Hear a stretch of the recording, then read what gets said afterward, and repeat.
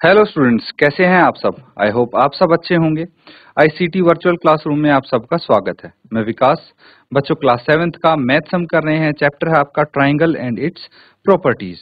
तो इस चैप्टर को हमें कंटिन्यू करना है। चलिए चलते हैं स्मार्ट बोर्ड पे।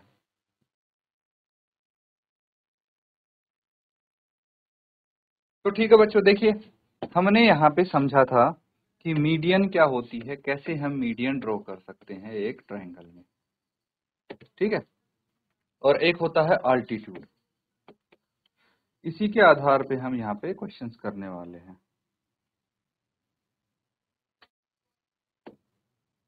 ध्यान से समझना। मान लीजिए कोई भी हमारे पास ट्रायंगल अगर है,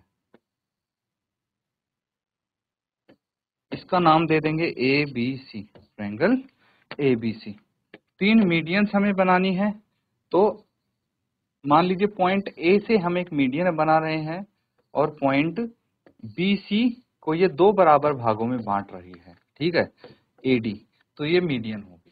ठीक है, एडी मीडियन होगी क्योंकि ये वर्टेक्स ए से साइड बीसी पे पॉइंट डी पे मीट कर रही है, जो बीसी को दो बराबर भागों में बांटती है।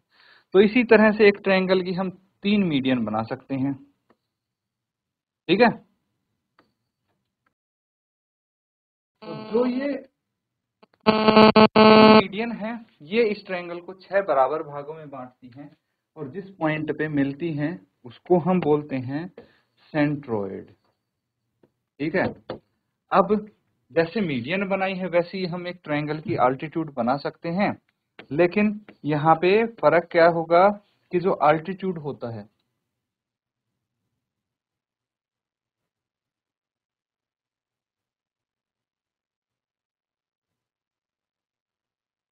ये जो अल्टीट्यूड है क्या करता है, ये परपेंडिकुलर होता है ऑपोजिट साइड पे।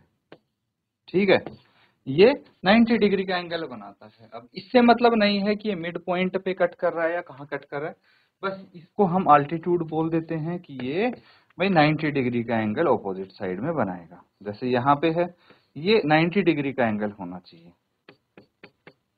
बाकी और किसी चीज से मतलब नहीं है हमें, ये 90 डिग्री के एंगल होने चाहिए। अब जो अल्टीट्यूड है वो ट्रायंगल के बाहर भी बन सकता है, अंदर भी बन सकता है, जबकि मीडियन ट्रायंगल के अंदर ही बनेगी। समझ में आ रहा है? तो कुछ क्वेश्चंस हम यहाँ पे कर लेते हैं और अच्छे से आपको आइडिया भी लग जाएगा। अब यहाँ पे एक क्वेश्चन है। ठीक है, तीन पार्ट है इसके, ये सॉल्व करना है आपको। Draw rough sketches for the following. अब यहाँ पे रफ स्केचेस बनाने हैं आपको। फॉर एग्जांपल अगर पार्ट ए की बात करें हम, तो इन ट्रायंगल ए बी सी, ये पार्ट ए है क्वेश्चन नंबर 2 का। ट्रायंगल ए बी सी में बीई इज अ मीडियन। तो सबसे पहले तो हमें एक ट्रायंगल बनाना पड़ेगा A B C. Rough triangle बना रहे हैं तो कोई दिक्कत नहीं आएगी। ये ए हो गया, ये बी हो गया, ये सी हो गया। अब बोला है बीई, तो वर्टेक्स तो बी लेना है हमको और इसके सामने वाली जो साइड है उस पे हम इसकी लाइन एक्सटेंड करेंगे वर्टेक्स से और पॉइंट ई पे ये एसी को काट देगा। तो ये एक मीडियन हो गई बीई। ठीक है, जो एसी को दो बराबर भागों में बांट रही है। तो इस तरह से रफ स्केचेस बनाने हैं आपको। पार्ट बी और सी जल्दी से करके आंसर बताएंगे।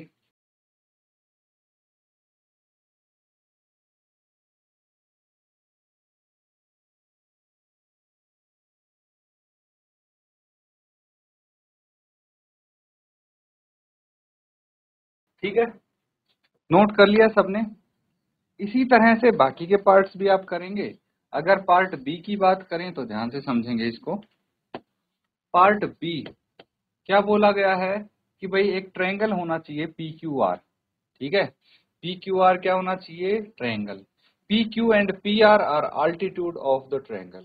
अब देखिए, जो ट्रायंगल है पी क्यू आर, सबसे पहले तो हम ये जानने की कोशिश करेंगे इस ट्रायंगल की तीन साइड्स क्या हो सकती हैं। साइड्स जो हो सकती हैं वो हैं बच्चों पी क्यू, एक साइड होगी पी क्यू या क्यू पी। फिर दूसरी साइड हो गई आपके पास, यहाँ पे लिख देते पी क्यू एक साइड हो गई। फिर क्यू आर दूसरी साइड हो गई एंड पी आर तीसरी साइड हो गई। ये 3 साइड हैं।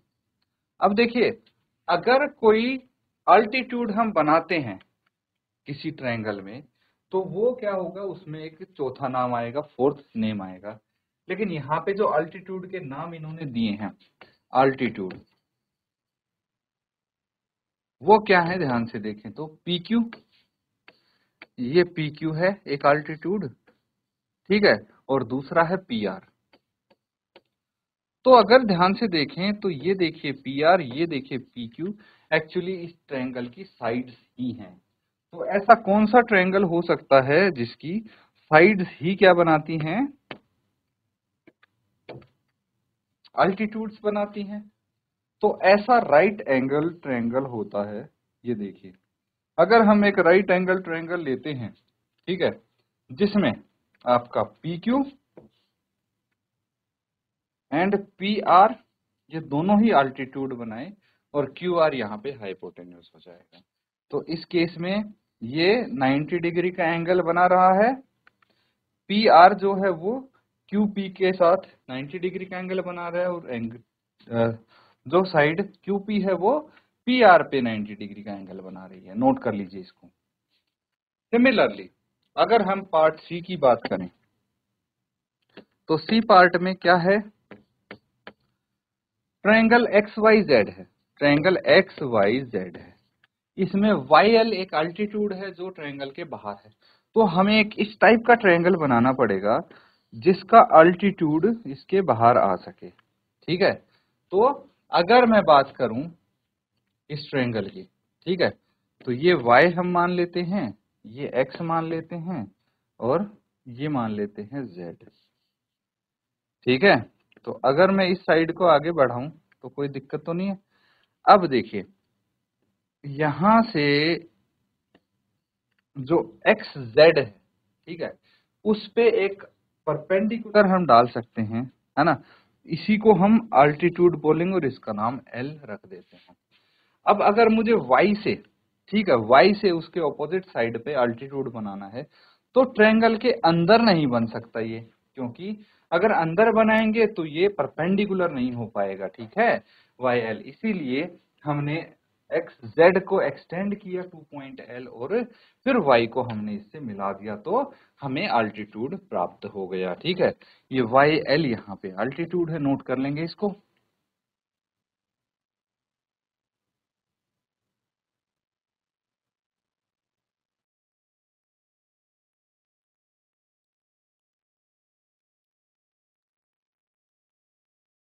तो ठीक है बच्चों, यहां तक चीजें समझ रहे हैं ना आप? अब देखिए, कुछ और टॉपिक्स हम यहाँ पे कवर करने वाले हैं, ध्यान से समझना।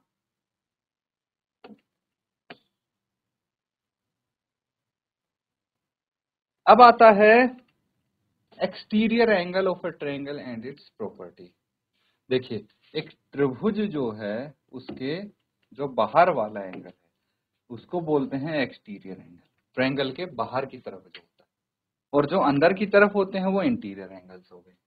तो ट्रायंगल जो एक्सटीरियर एंगल है उसकी प्रॉपर्टीज क्या होंगी ये यहाँ पे समझेंगे हम।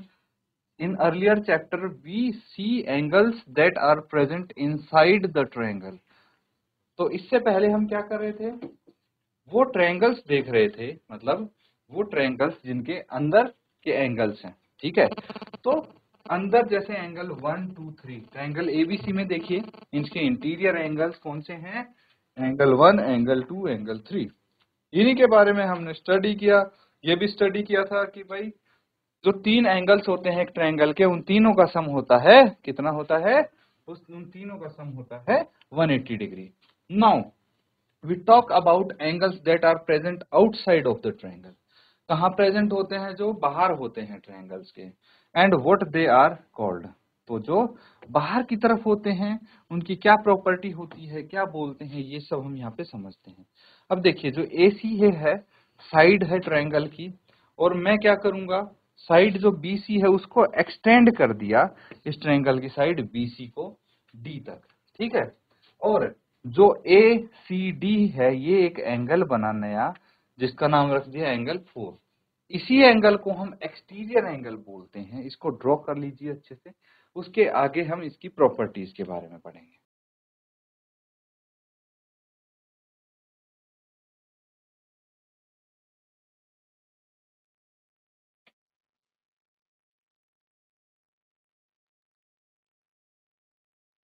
तो ठीक है बच्चों, नोट कर लिया सबने? आगे देखिए अब, इन अबाउट ट्रायंगल, ठीक है, एक बार इसको ट्रायंगल को हम यहाँ पे लगा ही लेते हैं। इन अबाउट ट्रायंगल एबीसी, नाम है इस ट्रायंगल का एबीसी। हम देख सकते हैं angle 1, 2 and 3 are present inside the triangle. Triangle के अंदर है ये एंगल्स। तो so we call it as interior angle. इनको जो ट्रायंगल के अंदर प्रेजेंट होते हैं उनको हम इंटीरियर एंगल बुला सकते हैं। Since the triangle has interior angles, it would have exterior angles. ठीक है, तो जैसे इस ट्रायंगल के इंटीरियर हैं वैसे एक्सटीरियर एंगल भी हो सकते हैं। So if we extend the BC to D, जो साइड BC है उसको बाहर की तरफ बढ़ा दिया हमने और पॉइंट D तक बढ़ा दिया, तो हमें एक एंगल 4 देखने को मिलेगा। एंगल 4 बन गया यहाँ पे। ठीक है, इस पॉइंट C पे एंगल 4 बन गया है। और इसी एंगल को, this angle lies in the exterior of triangle ABC। अब देखिए, ट्रायंगल के इंटीरियर में तो नहीं है। ट्रायंगल का इंटीरियर कौन सा है? जो sides AB, BC and AC, इनके अंदर अंदर आता है। ठीक है, एरिया, उसको इंटीरियर ऑफ ट्रायंगल बोलते हैं। तो भाई 3 एंगल्स के अलावा, एंगल 1, 2, 3 के अलावा और कोई एंगल तो नहीं आता इसके अंदर, इसीलिए ये एंगल 4 जो है इसके बाहर की तरफ दिख रहा है। इसको हम एक्सटीरियर एंगल, समझ में आ रहा है? We call it exterior angle of ABC. We also see that angle is formed between one side of triangle and extended adjacent side. तो ये जो एंगल है ये कौन सी साइड पे बना है? देख, ट्रायंगल की एक तो साइड हो गई AC, और जब BC को हमने एक्सटेंड किया है D तक, उसके साथ बना है। एक तो एक्सटेंडेड साइड होगी और एक ट्रायंगल की साइड है, इन दोनों से मिलके बना है आपका ये एक्सटीरियर एंगल। तो इसको हम क्या बोल सकते हैं? हम बोल सकते हैं N exterior angle is an angle between one side of a triangle and extended adjacent side. जो एडजेसेंट साइड को एक्सटेंड किया है उसके बीच में और एक साइड के बीच में ये एक्सटीरियर एंगल बनता है। आ रहा है समझ में? आगे देखिए, यहाँ पे एक ट्रायंगल के हम कितने एक्सटीरियर एंगल बना सकते हैं वो यहाँ पे पता लगेगा। अब अगर हम बात करें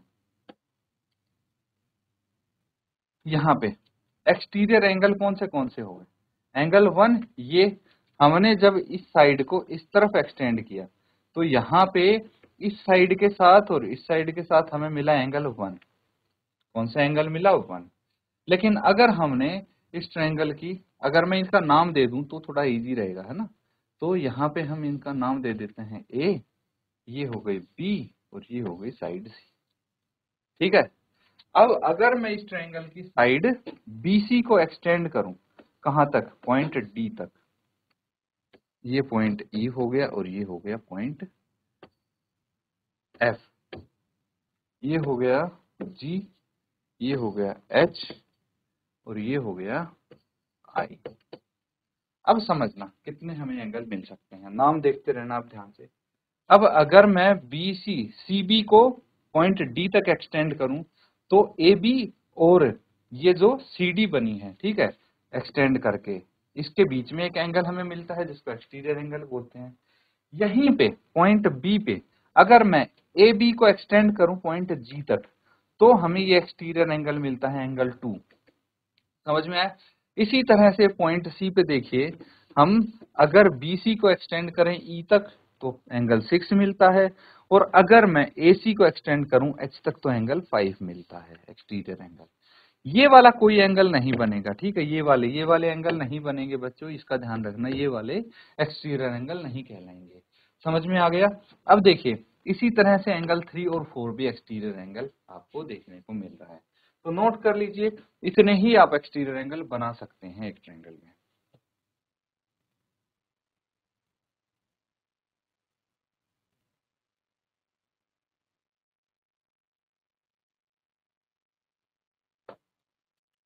ठीक है। अब इसकी प्रॉपर्टीज के बारे में हम पढ़ने वाले। We know that there are three sides of a triangle. When we extend these sides, 6 exterior angle are formed. तीन साइड हैं, जब हम इन तीन साइड्स को अलग अलग डायरेक्शन में एक्सटेंड करेंगे तो हमें मैक्सिमम 6 एक्सटीरियर एंगल मिल सकते हैं। एक्सटीरियर एंगल थ्योरम क्या कहती है कि भाई an exterior angle of a triangle is equal to the sum of its interior opposite angles. जो एक्सटीरियर एंगल होता है, आपने जो फिगर बनाई उसमें देखना कि जो एंगल 4 बना है एक्सटीरियर एंगल, वो किसके बराबर होगा? जो उसके ऑपोजिट एंगल्स होंगे उनके सम के बराबर होगा। ठीक है, आगे देखिए, यहां पे अगर हम बात करते हैं एक्सटीरियर एंगल 4 की, तो इसके ऑपोजिट एंगल कौन से हो गए? एंगल 1 और एंगल 2, और ये इंटीरियर एंगल है। तो एंगल जो एक्सटीरियर एंगल है एंगल 4, उसके इंटीरियर ऑपोजिट एंगल्स हो गए एंगल 1 और एंगल 4। दैट मीन्स एंगल 4 किसके बराबर होगा? एंगल 1 और एंगल 2 के सम के बराबर होना चाहिए। समझ में आ गए? तो इसको बोलते हैं हम एक्सटीरियर एंगल प्रॉपर्टी। क्या हो गया भाई? अगर हम फिगर देखें तो इसमें angle 3 and angle 4 are adjacent angle. Angle 3 और 4 तो एडजेसेंट एंगल्स हैं, और 4 क्या है? एक्सटीरियर एंगल है, एंड एंगल 1 एंड 2 क्या है? इंटीरियर ऑपोजिट एंगल्स हैं 4 के। तो इंटीरियर ऑपोजिट एंगल्स का सम होता है एक्सटीरियर एंगल के बराबर। नोट कर लेंगे इसको।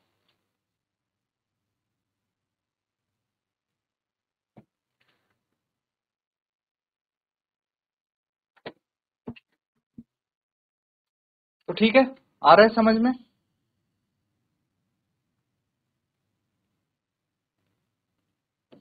चलिए, हमें इसका डायरेक्ट यूज यहां पे मिलेगा। ठीक है, क्या मिलेगा? इसका डायरेक्ट यूज देखने को मिल जाएगा क्वेश्चंस में, जैसे ये है। तो इस क्वेश्चन में हम क्या कर सकते हैं? क्या पूछा है हमसे? इसमें एंगल ACD बताना है, यानी ये वाला एंगल बताना है। तो यहाँ पे कैसे हम इस एंगल को पता लगा सकते हैं? देखिए, यहाँ पे मुझे पता है ट्रायंगल ABC में एंगल ACD एक एक्सटीरियर एंगल है, एंगल ABC प्लस BAC क्या है? इंटीरियर एंगल है। ठीक है, ABC प्लस BAC, ये कितने हैं एंगल्स? यहाँ पे आपको गिवन भी है। एंगल ABC कितना है? 50 डिग्री है। एंगल BAC है 35 डिग्री। ठीक है, ये गिवन है ना। एंगल ABC कितना है? 50 डिग्री। एंगल BAC है 35 डिग्री। तो बस इन्हीं का यूज करेंगे और यहाँ पे आप निकाल लेंगे एंगल ACD की वैल्यू। एंगल ACD क्या हो गया? Angle ABC plus angle BAC, ये है 50 और 35, तो एंगल ACD 85 डिग्री आपका आ गया है। ठीक है, नोट कर लेंगे इसको।